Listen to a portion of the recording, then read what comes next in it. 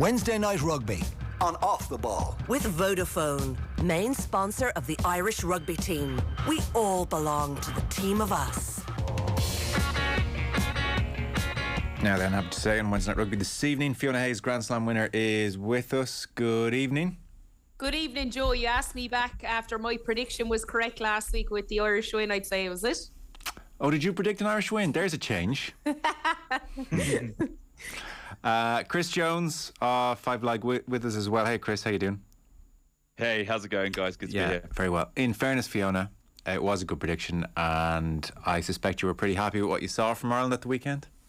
Yeah, delighted. You know, it's such a shame, you know, coaching at the minute. I'm trying to show girls clips from the team and different things, but a lot of the clips that I'm getting online are of balls being kicked out of rucks or all the things that maybe that went wrong according to the referee, or the referee should have spotted. So it's a bit of a shame that we're kind of focusing on that this week, Joe. But I just thought 6-6 at half time, and it was probably one of the best first halves of rugby I've seen in a long time, and I rarely say that when the scoreline is 6-6, but it was just so physical, so enjoyable. I thought both teams were trying a lot of things, and look, a lot of people would have thought South Africa would have come out top, but I felt Ireland throughout the game were confident in how they were playing and confident in what they did. Okay, well, we're going to come to that in due course. We've talked a lot about it, so we did want to have Chris on to talk about England a little bit as well, because they're in an interesting place, I think it's fair to say at the moment. Munster play South Africa tomorrow as well. Porky Queeve, we should mention, it is a 41,000 sellout. Teams have been named. Jack O'Donoghue will captain the Munster side, and then Tadhg Furlong is going to captain Ireland for the first time against Fiji, so his ankle injury is okay. He was just talking about what an honour it is in the press conference this afternoon, in that very humble way that is Tadhg Furlong's want. And he was saying as well that when Andy Farrell asked him to be captain, I said to Faz, no bother off the pitch. What do I do on it? Do we go to the corner or what? And he said Andy Farrell gave him a few pieces of advice on that front, and he's going to trust his teammates around him. It's hard to think, Fiona, I guess you'd have Sexton in that camp for sure. Maybe a couple of others, to be fair. I don't want to name names and then omit someone, but certainly Furlong would be in that bracket of like most popular sports people in the country for sure. Oh, definitely. What a class act. I think Aisling O'Reilly asked him a great question today about, you know, what does he dream of if it's not Captain Ireland. And I think he said when he was younger he used to dream of spuds and gravy. And I just thought he's such a likeable character. He's a typical prop. He's talking on the pitch, but I'd imagine he's huge in the dressing room as well with the guys, and great fun to be around. But also when it comes to game time, you can see he's severely focused and he's worked. And you know, people have questioned his scrummaging, like not maybe in the last couple of months or the last couple of years with that power game Leinster have been up against, but he's constantly working at it. And I think he was excellent in the first half against South Africa, the game time that he did get. We'll come back to Ireland. Chris, we're pretty cocky over here right now, you know. Top of the heap. Easy game. Not really, by the way. We are more than aware of what can happen 4 years on from the last time we were world number one. England 29, Argentina 30. One of the scorelines that caught the eye from the weekend just gone. And England's November schedule is really interesting. They have Japan coming up on Saturday. Then they have New Zealand on the 19th. And then they have South Africa on the 26th. So that is going to be very tasty. To give a sense, for instance, for people who didn't catch the game, I was reading Jared Maher in The Guardian. He said, dim penalties conceded, little penetration in attack, a sluggishness that left Twickenham in a soggy stupor. All our criticisms aimed at Eddie Jones' side before, but England look no closer to fixing them with next year's World Cup looming into view. So it doesn't sound like they were particularly impressive at the weekend, Chris.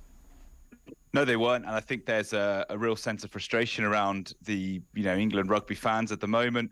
I think Gerard summed it up really well there. There were a couple of bright spots in the game, but fleeting really. I think England tried to play quite a tight game and then maybe squeeze Argentina, and then on the hour mark try and put them away. But Argentina scored 2 quick tries in the second half, which really threw England. Meant England actually had to play with a bit of conviction and urgency, and we saw Jack Van Poortvliet score a great try.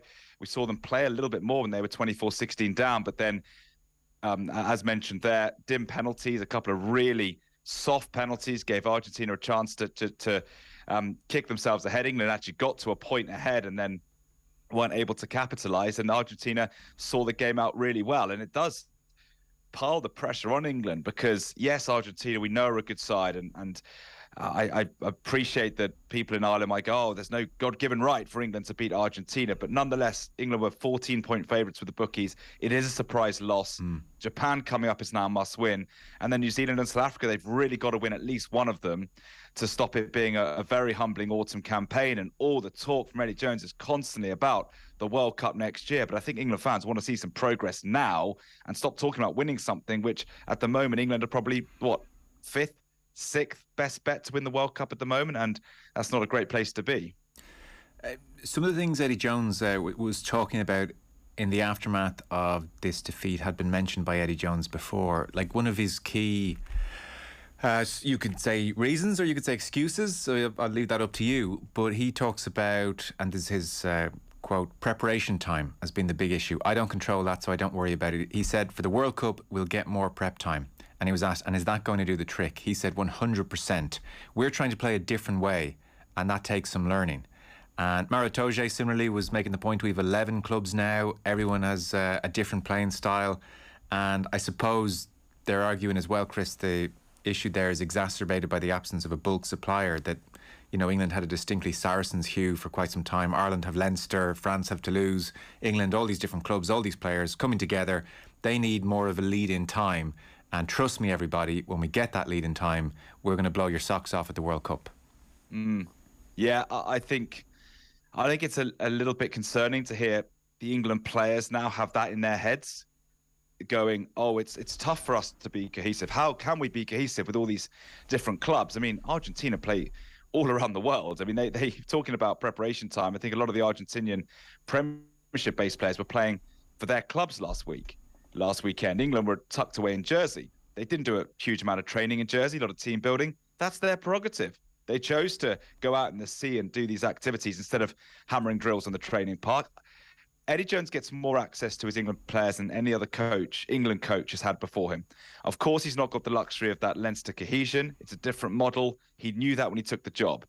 He wasn't going to suddenly get centrally contracted players overnight when he took the job. He knew that when he signed up. I'm just not really feeling that 7 years into a regime. They didn't say that when they won the Grand Slam in 2016 or won the title in 2017. He wasn't saying that when they reached the World Cup final in 2019. I completely take his point that he will have a long period together with the team ahead of the World Cup. With no tour, he'll get players fit, and that's what he did in 2019. He got Vunipola, Mako, and Billy. He got Tuilagi on the pitch. He started to get a style together. But he's talking about playing a different way. This time last year, England were talking about playing quite free-flowing rugby with Marcus Smith at 10, Joe Marchant in the centre. Marchant's been binned off. Now they're talking about playing a power game. You know, last year it was about a Slade and Marchant midfield. Slade was dropped from the squad. So yes, I take the point that it's not easy for an England coach to get cohesion, but there's inconsistency in selection, there's inconsistency in strategy and game plan, which doesn't help matters either. So I'm not massively comfortable hearing England players talk about that because we've known that's the case with English rugby since the start of professionalism. Fiona, for instance, at the weekend, Billy Vunipola back in at 8, he had 15 carries, Kyle Sinclair 12 carries. I saw Matt Dawson on the BBC website make the point, though, that those carries seem to be an end in themselves rather than being used to open up space elsewhere. So it seemed like, maybe England are trying to be a power team, but there wasn't much beyond that. Yeah, and that's what it looked like, Joe. I mean, I watched the game and then I looked back afterwards at the stats because I was just curious. And like England had 427 metres carried compared to Argentina, 157. But if you look at the game as a whole and, you know, who lit it up, Argentina carried where necessary to get their backline into space. But it just looked like England were carrying into traffic. And they weren't making the dent that they normally would have probably made in the past. And I think Eddie Jones has reverted back to that power game, but it doesn't seem to be working for them, especially against that Argentinian team. When you like, they'd 14 turnovers as well, which is not great if you're carrying in nice and tight. They're obviously losing the ball, so it was just a really kind of a strange game. I thought it was going to be a cracker attacking wise, but there was a lot of kicks in it. And you know, look, that's the nature of the game. You have to win it. But I was very disappointed in how England approached the game. I thought Chris was spot on when he said when they went down in the scoreline, I thought things changed and they tried to maybe go wide and they changed it scrum half when Youngs went off, really lifted that. But I don't know, going into a World Cup, if I was an England supporter, I'd be really worried about where they're going and what style they want to go with going into this World Cup. So it is funny to draw the parallels, Chris, between Ireland and England with 4 years ago. We're desperately hoping that things don't go the same way as 2019, and England are desperately hoping that things do go the way of 2019. Yeah. And we remember that day in Dublin in February of 19, opener of the Six Nations, and it almost seemed to set the paths for the two sides in motion. That is almost the Eddie Jones ace up his sleeve. Look, we had a bad 18. Look what I did for you in 19. Trust me, trust me, trust me. Yeah, 100%. And that is it. That is everything that England, the RFU, Eddie Jones is banking on. That once he gets them into camp, once he gets players fit, once he gets a long period with the team, he'll transform them. And you're right. In 2018, England was struggling. They'd gone to they finished fifth in the Six Nations 2018. Went to South Africa and lost. And this was against a scratch Springbok side that, talking about no preparation time, they had about 10 minutes together before they played against England in Joburg, and they came back to win. Also won in Bloemfontein. England got a win in Cape Town, but they'd lost that series. Then limped into the autumn, lost a close one against New Zealand, edged the box in a bit of controversy with the foul tackle at the end. And then they went to Dublin, and everyone was expecting Ireland to just continue their momentum from 18 and England to get hammered in Dublin. And England were brilliant. It was one of the best performances of the Eddie Jones regime. But they had those players fit like Tuolangi, and they had the Vunipolas, and they played a great game in Dublin. That's the hope, that England could do that. My concern is that, is the playing personnel in the same place 4 years on? You mentioned the core or the bulk supplier, Joe. Yeah. England did have the Saracens core, which Eddie Jones proactively went away from.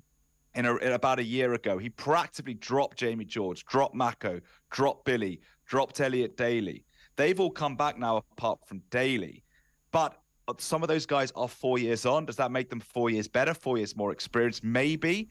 Or was that age profile of England at the last World Cup absolutely perfect for them to win it? 27, 28, prime of their careers. Yeah. Are we going to get the same out of your Vunipolas, your Tuolangis, your Jamie George, your Courtney Laws, your Owen Farrells, your Ben Youngs, whoever it might be, the other side of 30? Fascinating one.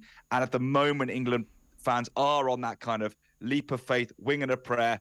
Eddie got it right 4 years ago, so he can do it again. But I think that's absolutely no guarantee that it can happen. Yes, because, I mean, so often centre has been an issue whenever Tuolagi's been injured and trying to replace that power. But because in advance of the weekend, I think we saw Will Smith at 10. You've got Farrell and Tuolagi at centre. Well, this could be very interesting. And just didn't fire for whatever reason, Fiona? Yeah, definitely didn't fire, but it wasn't used enough either. You know, in these type of games, especially against Argentina, you've got to try and get them out wide. I mean, we know how physical their pack are, their front row, especially their second rows. So it was surprising that they didn't use these guys, use that crash ball even out in the midfield area to create more space out wide. It was just a strange game plan altogether, I saw. And look, I'm not saying that Eddie Jones said that. Maybe that's just the way the game went as the discipline went downhill. Maybe they tried to tighten things up, but I would imagine when I was looking at that starting team as well, I thought we might see England of old, and especially, you know, getting meters in that midfield to have a really threatful back three that can attack out wide, but it just didn't happen in this game. The RFU seemed to be fairly in throw to Eddie Jones, Chris, at every turn. He's not coming under any last minute pressure at this stage, I would think. I think if they'd lost that second test in Australia, it would have been an awkward decision to be made for Twickenham, because the plan is for Eddie Jones to go to 2023, and then the plan will be almost certainly, I would say, Steve Borthwick to take over. But yeah, if they part with Eddie Jones now, it would be incredibly embarrassing for the RFU, given the faith they've put in Jones after that Six Nations of 2021 when England flopped, and the Six Nations early this year when England also flopped, and they put a statement out which was widely ridiculed, saying lots of progress has been made. So look, make no mistake, the RFU are desperate for this Eddie Jones 2023 project to work. If they lose Japan this weekend, Jones's position is untenable, but I wouldn't dwell on that too much, because that's unlikely they're going to lose to Japan. I think if they did lose to Japan, then yeah, I wouldn't think that Eddie Jones can continue in the job. But again, that's unlikely I think England will beat Japan, and I think they could take the scalp of New Zealand or South Africa. But the frustration is just the lack of consistency and progress. Poor in the Six Nations, better in Australia, poor again against Argentina. And I know it was the first game back of the camp and everything, but same applied for Ireland. They managed to get the job done, admittedly with a very cohesive group from Leinster that we all know about. But Eddie Jones has had England for a long, long time. He's had plenty of opportunities to keep a cohesive core, to keep playing with a similar strategy, regardless of injuries. No one's retired. No one's really retired on Eddie Jones's watch over the past few years. Guys like Hartley and Haskell and Robshaw, he kind of proactively moved away from before they kind of called it a day in their career. He's still got a huge number of the players from 2019 at his disposal. So, yes, there are problems in English rugby in terms of time together, but also steps he could have taken to ensure that kind of consistency. So I think England supporters are like, look, come on, let's not have this 2 steps forward, 2 steps back. In 2020, you said we were going to be the best team of all time. Where's that gone? At the moment, England are kind of limping into action when people hope that this would be the time they're really exploding. The best team of all time. It's amazing you guys aren't more popular on the world stage, you know that?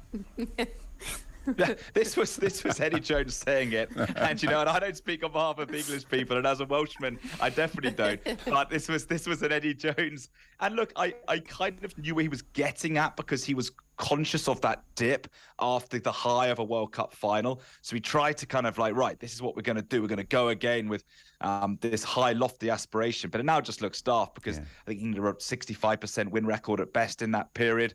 And this year they've lost 6 out of 10 if you include the barbars. So, yeah, I think England fans just want to concentrate on stringing in a couple of wins together rather than thinking about matching the All Blacks of 2015 or the great Springbok sides or whatever it might be. And you're around Jones in the England camp in your role with BBC quite a lot, Chris. His general demeanour at the moment, is he acting like a man under big pressure, sniping with journalists, or pretty okay?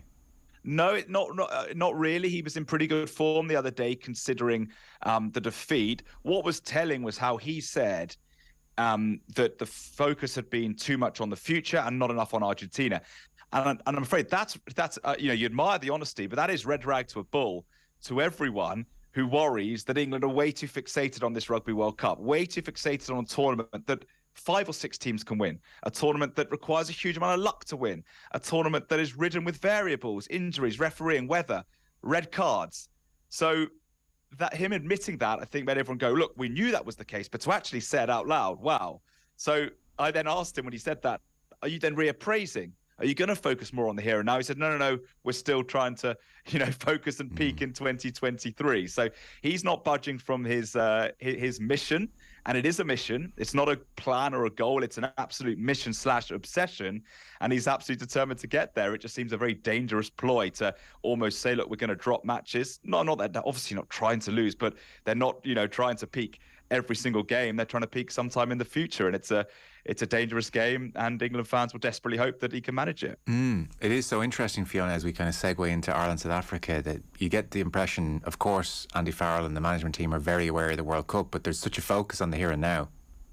Yeah, and that's the way it should be. I mean, Chris is talking there about, Eddie talking about the future. But if you start losing fans, he's really underestimating when it comes to World Cup time how much the fans can get you through these big games. And if you're losing to the likes of New Zealand, South Africa, Argentina, and then speaking about, look, there's something coming down the future, you're probably going to lose a couple of people, and myself and Chris were talking before this about the atmosphere in Twickenham, and it wasn't as electric. He spoke about the Ireland game when they went a man down, they brought England back to life, they pushed their team on, but Eddie doesn't seem to value that or value what the fans can bring. He obviously he's got his own plans and he doesn't need to listen to the fans, but I think you've got to also play a style of rugby that people are going to follow and going to want to really shout for you when it comes to World Cup time, which is mainly his focus, it would seem, going forward. But 100% I think Andy Farrell is spot on. He's been saying it from the start. It's obviously in the Irish ethos that we don't think about the future, because we've been stung a few times when it comes to World Cup time, and we've been number one and thinking about there. So look, we've learned from that as a nation, and I think he's focusing on the here and now. Every interview here from a player, Joe, they're talking about the next game, what's happening now. They don't even want to think about a year down the road. People are asking about Johnny Sexton. They don't want to think about that. So I think that's the correct way to be. You need to focus teams and respect every team you're playing. And then as the games go and you gather up the wins, that's when confidence will come with you as well, which we are seeing happen to the Irish team. We're talking on a Wednesday evening. Obviously, at this stage, Fiona, across off the ball, we've had a whole host of people give their opinion. Alan Quinlan and Keith Wood on the AM show. We've had Rory O'Connor and Andy Dunn and Jerry Thornley, and Brian O'Driscoll was in studio last night. I don't get the sense anybody is getting too ahead of themselves or saying Ireland are now definitely going to beat South Africa in the World Cup. There's a sense of a kick of the ball in it. If Pollard had been playing for South Africa, it could have been very different. But I suppose people generally at the same time pleased that Ireland didn't succumb again to a big parasite. And that's it. And that's what I said last week on the show, Joe, that I wanted to focus. Ireland wanted to have a look at the maul area, have a look at their scrum. And I think they done really well in that area. They're obviously still building their attack. They will have to change things up when it comes into, you know, a World Cup game. I think everyone is really settled. They're just happy what they're seeing in front of them. Ireland at times could have gone for the post, but we went to challenge the South African pack by kicking it down the line. And, you know, they had some very, very good, well-formed mauls, and you can see Paul O'Connell has really got into that pack, and you can see how aggressive they are. The want is there, and I think that's what's making people really excited. We know that there could be a few injuries as well. But another aspect of that is you have the likes that came off the bench, Beelum in particular, and we're able to sustain the scrum. So we now know that these guys are all in camp together and that the depth is there. And that if we keep building that, and the Fiji game in particular, we'll see a lot of guys get good game time that probably that wouldn't have got it into South Africa and maybe not in the Australian game. But the more we see these guys being on the pitch and being able to sustain that, I think that's what's getting people excited. Chris, like I say, I don't think we're getting carried away with ourselves at all, been burned too many times. That said, it might be good to get a non-green-eyed view of Ireland from afar. Where are we? In a really good place, and I think it's encouraging to beat the box in a bit of an arm wrestle, while also showing glimpses of the rugby that Ireland are capable of. The speed of their ball is just on a different planet when it's going well, and those dynamic forwards are carrying with momentum. England would give their right arm to be playing with that kind of speed of ball. And look, the whole World Cup thing is fascinating from an Ireland point of view. I really don't subscribe to the theory that World Cups are everything. Of course, they're incredibly important. They're the showpiece, and it's where legends are made. But you can't tell me that 3/4 years of international rugby are just redundant and irrelevant. And even if Ireland do lose to New Zealand or France in the quarterfinal, because that's what's coming. And look, Ireland might have to play France in France in a World Cup quarter. They lose that game by a point.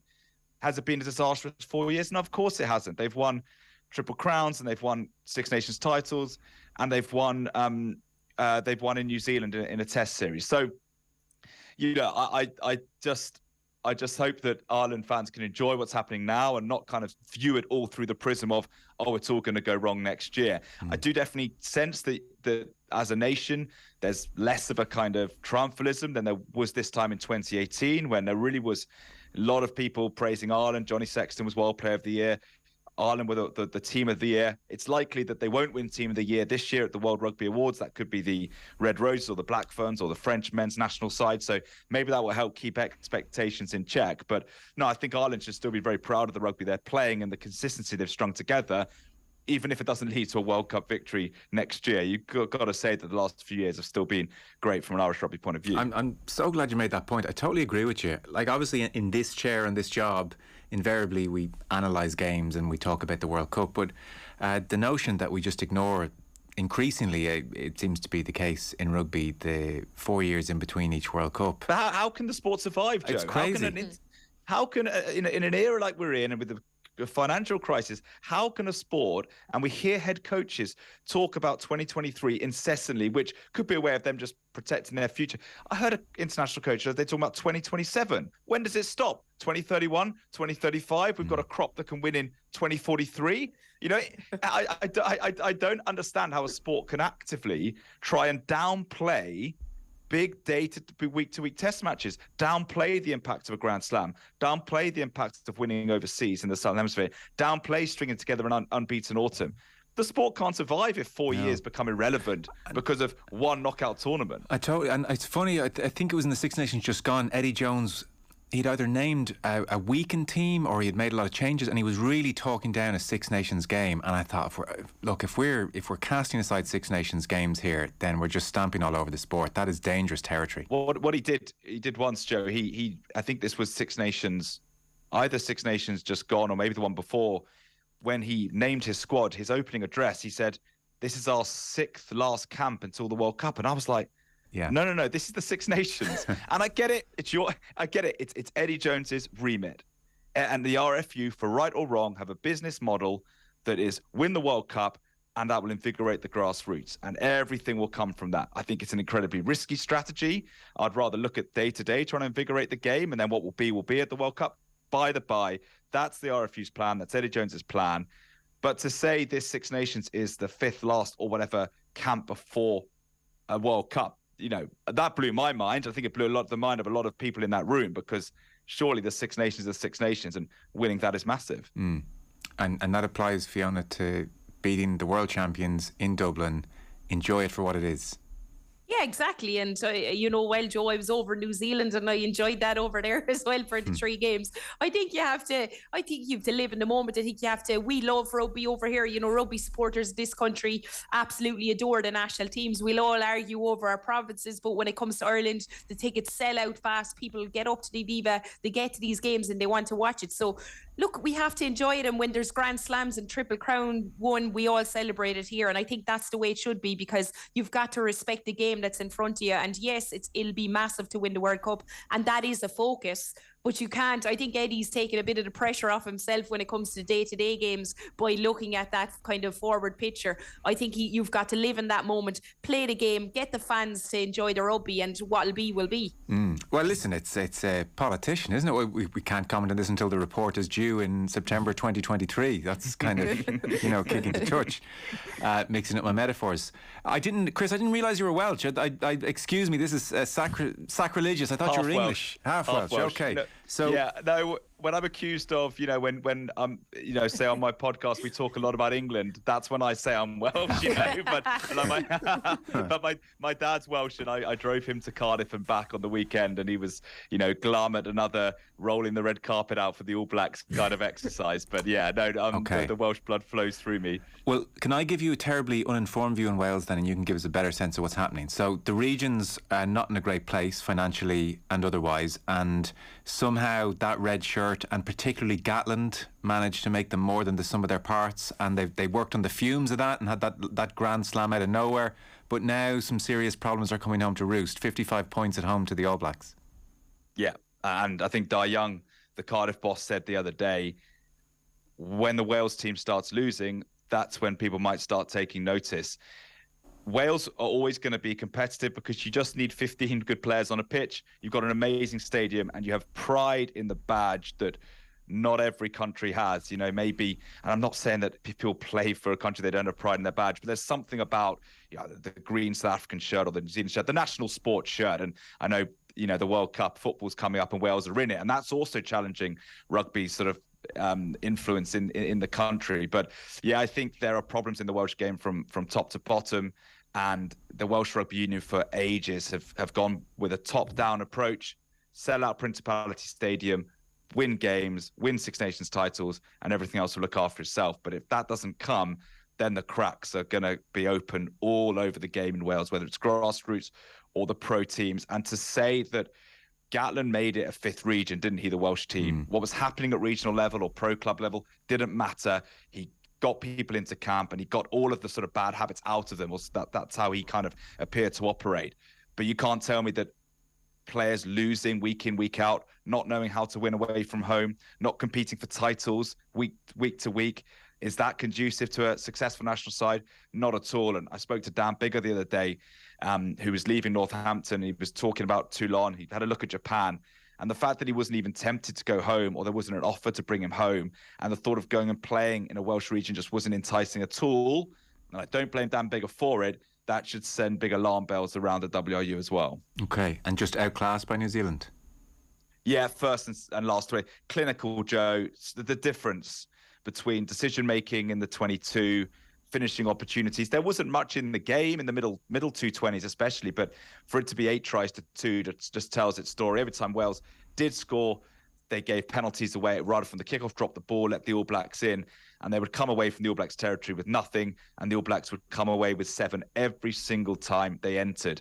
It was a real masterclass in the last 20, and to see the likes of Ardie Savea, Aaron Smith. I mean, Geordie Barrett had a run of the play, so did Aaron Smith. Ardie Savea maybe overexcited after the game. I said on Instagram, I think he's one of the greatest back row forwards to ever play the game, and might be anointed as such in the next few years. So it was good to see the All Blacks back if we want a really competitive international scene with the All Blacks at the top of it. But I think the first and last 20, Wales were humbled. No, sorry to push you on the spot, Fiona. Did you get a chance? Yeah, I watched it. I think you didn't leave your house this weekend, did you? I didn't. I stay up all night. I record and I stay up all night watching them. Look, I think, you spoke of a lot of stuff there. You talk about Gatlin, but I mean, you can't underestimate what Sean Edwards brought to that, to that Welsh team, and to spring 55 points against the All Blacks. I think if he was still there, we've seen what he's done with France in particular. He's so aggressive. He's line speed, everything. He's done wonders for Wales, especially defensively,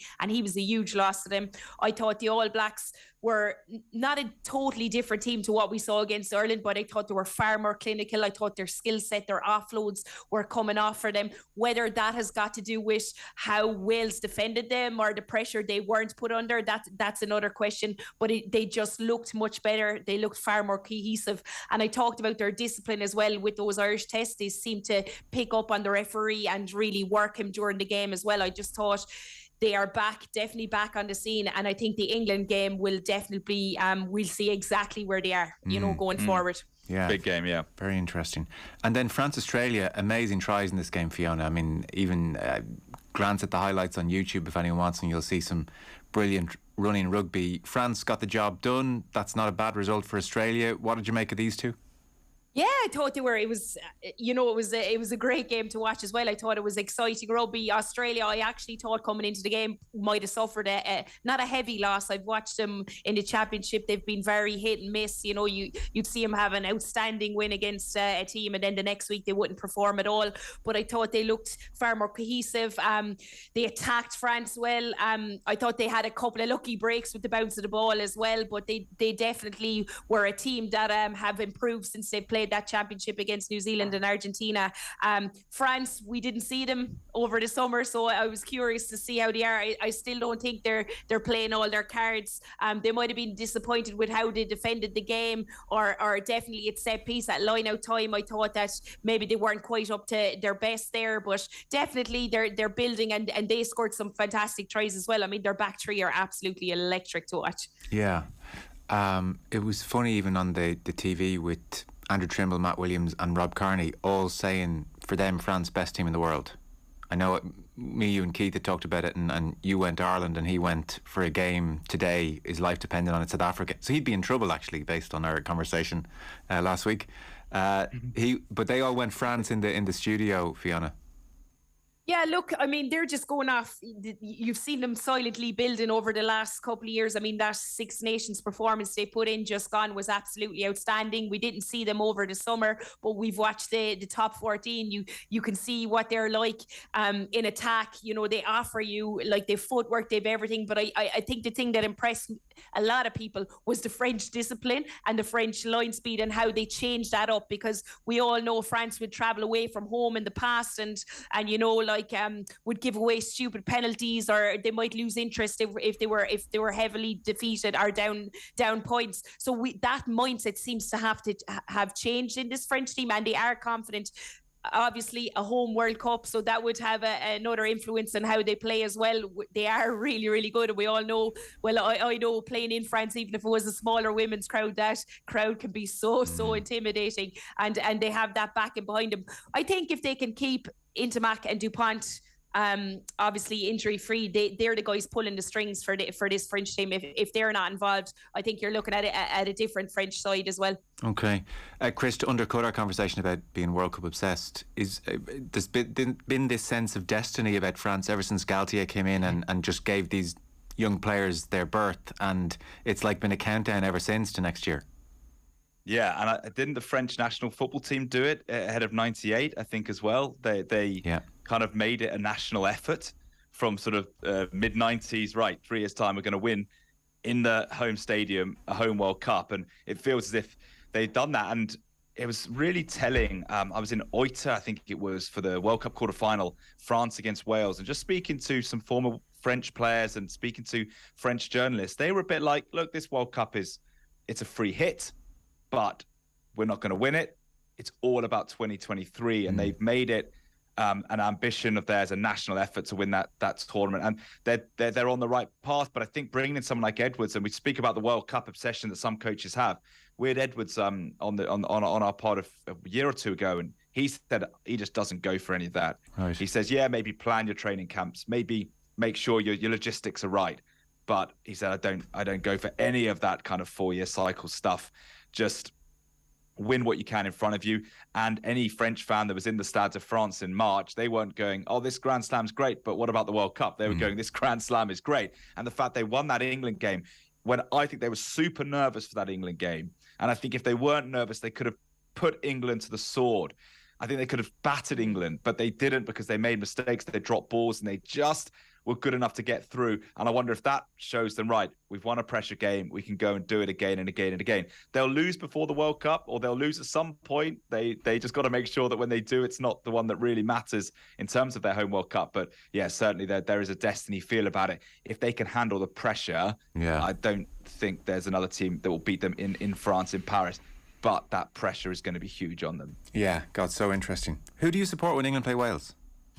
I'm a BBC journalist, Joe, so I'm completely impartial. So Ireland. He supports Ireland. Labour or the Conservatives? Let's get to some answers here, Chris. Come on. I wouldn't be able to comment, I'm afraid. Thank you so much for joining us. Much appreciated. Thanks for filling us in on the Eddie Jones stuff as well. Very interesting. And Fiona, as ever, thank you. Thanks, Joe. Cheers, guys. Our Rugby and Off the Ball, with thanks to Vodafone, main sponsor of the Irish rugby team. We all belong to the team of us. Wednesday Night Rugby on Off the Ball. With Vodafone, main sponsor of the Irish rugby team. We all belong to the team of us.